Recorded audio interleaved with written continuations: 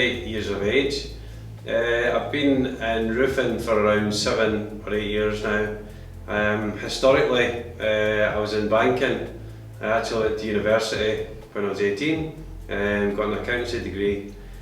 From that, I was living in student halls and constantly poor for a long period of time. Eventually got a job and I'd racked up a large student debt, so effectively every time I was getting paid I was churning down my student debt as well.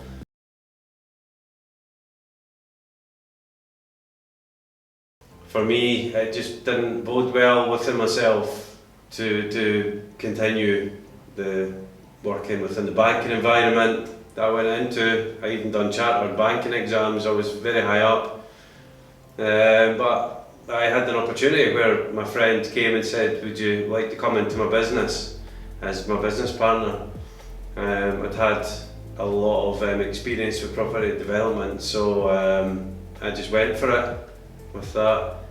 And it's interesting because all the university courses and such in the banking, I'd say I used my brain far more in different ways with what I do with the lead work, because it's so specialised, and trying to figure out exactly what measurement you're going to use and the repercussions of doing X on Y.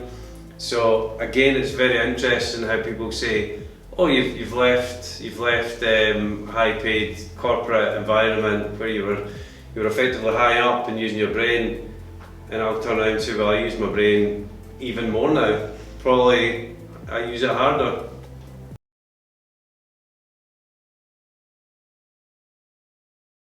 I think it's important these days to understand that there's no safe job. Historically, people went for accountancy, they went for the safe type of environments, and they also thought the perception was that if you're on a building site, it was a lesser skilled environment. Don't think people fully grasp that there is big career ladders within the construction industry. A good way of bringing people in perhaps would be to go to schools and explain to them a career path that they could potentially have within, say, roofing or any other construction related scene, where it doesn't have to actually be on the tools. You could actually be, for example, quantity surveyor. You could then go around the world with that skill set.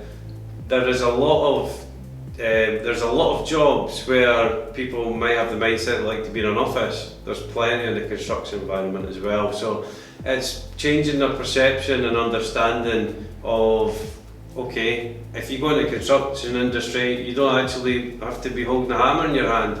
You could be going on site, you could be a site manager. There's so many different arenas to it.